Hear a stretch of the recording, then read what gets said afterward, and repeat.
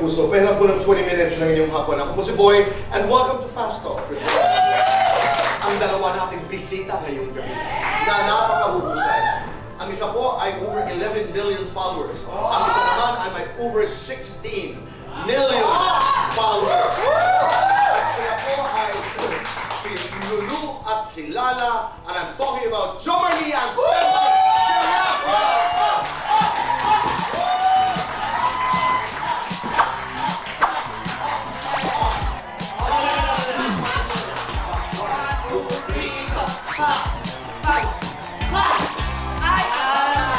Paano nabago talaga ang inyong buhay?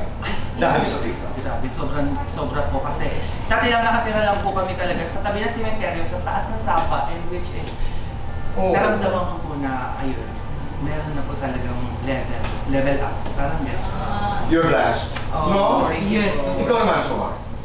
Ako po nung bata kami, kasi mahirap din po kami bote bakal, tapos minsan ang kinakain lang namin toyo, mantika. As in, dumating kami sa point na nag-boil kami ng water para may mainom lang kami. Kasi wala po kami mabili na tubig. And ngayon po na-change po talaga yung buhay ko kasi nakakakain na yung parents ko ng 3 beses sa isang araw. Tapos kung anong gusto nila, sige lang, bilhin nyo lang. Ako nang bahala. Inspiring. Actually po talaga, hindi namin alam kung bakit po kami yung napili. Oo, kaya maraming salamat po. Tinanong din po namin bakit po kami pinili kasi kami daw po yung babagay sa karakter na yun. Perfect. Hindi po kami nag-audition, talagang ayun lang po, tinawagan po siya at first. Tapos ako po, may nabasa na po akong, hello Spencer, are you G ka ba sa serye na ganito? Tapos at first hindi ko po alam na kasama ko siya yung kakambal ko doon. As siya sila si Lulu.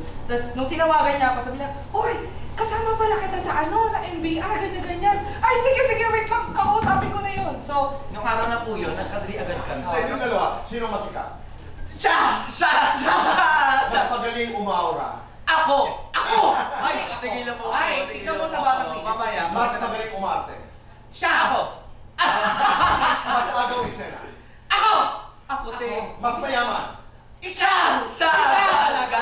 Ikaw! Mas magaling utangan. Siya! Ikaw mas niyaman ka sa akin, Hoy, eh! tigilan Mas mo. maraming followers. Siya! Mas maraming bashers. Ako? Siya? Single or taken?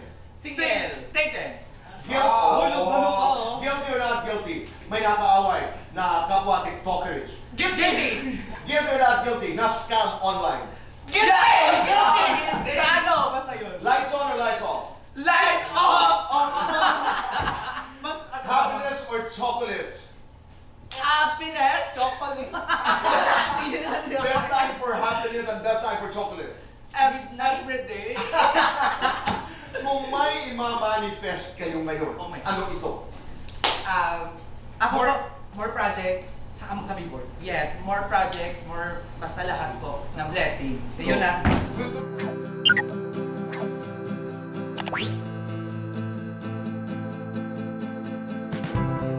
Ako talaga kasi syempre nung bata kami, yun talaga is mahirap ang buhay.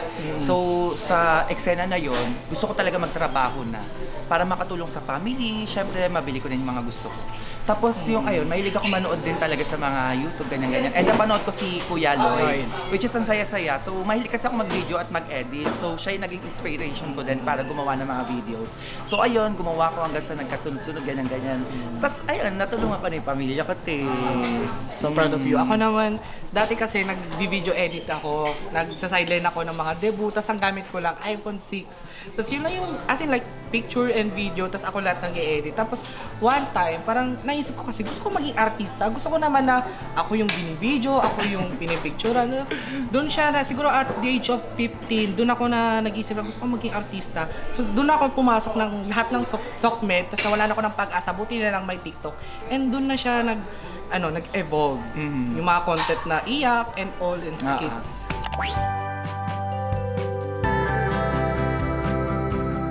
Ako actually talagang may shocking pa, pero yung eksena kasi parang yung character ko dun sa mga batang Riles, parang ako lang din siya. So parang ayun, ako pa din siya.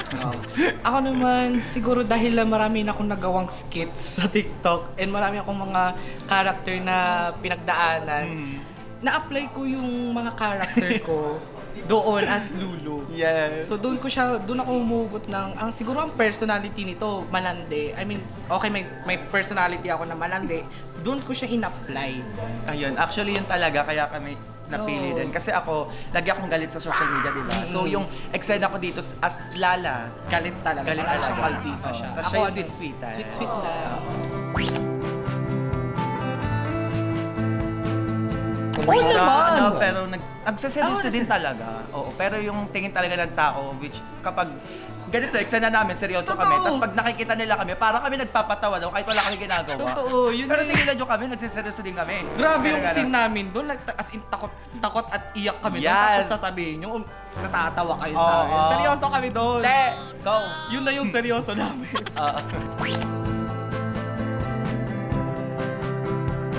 Ay, ako actually, wala na lang akong ginagawa. Kasi hindi mo naman talaga mapiplease lahat ng tao. Totoo lang. So kapag hindi ka gusto or ayaw sa'yo, okay lang. Pero kung may nakita kami sa personal, tapos binash kami sa personal, Wawagwag. susuntokin kita. Yes, wawagwagin, tatanggalin yung ulo. Akala nyo pag online, syempre hindi ka namin matataga. Ngayon, pag sa personal mo yung sinabi, magkakaalaman tayo. Lalabas yung tapang ni Lala at Lulu. Yes, lalo na taga mga batang Mga Riles. Ay, tigilan nyo kami.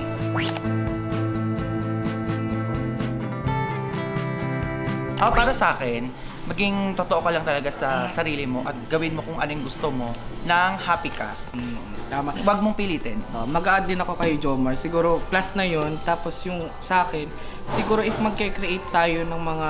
I mean, hanggang ngayon, gano'n pa rin yung inisip namin na if ever may i-create tayong content, dapat pag-isipan natin ng mabuti. Kung tama ba to or baka may matatapakan tayo ibang tao. Yun lang, isip lang i-double check natin ng mabuti. Yes, at saka syempre, Maging mabuting Wow! Wait lang. kapag di nasa ba? internet, basta Oo. ayan lang. Oo. Click before you. Ayun. Click before you think. Think before you Click. click. Yes. Ayan. Ay, grabe, sobrang saya ko. Kasi pinapanood ko lang siya sa TikTok, Facebook, YT, lahat. Tas tayo na yung kinausap niya. Sobrang happiness talaga yung feelings ko. Saka dati, naalala ko nung bata ko, since childhood memories nga rin. Alala ko pa dati nung bata ko, nanonood ako kahit gabi na kasi yung time slot nila noon eh. Kasi nanonood ako. Ay, sabi ko Nagulat ako kanina, pero sabi ko, baka nalilito na rin si Tito Boy kasi nga magka-face kami. Yes. Dalayo. Ayan.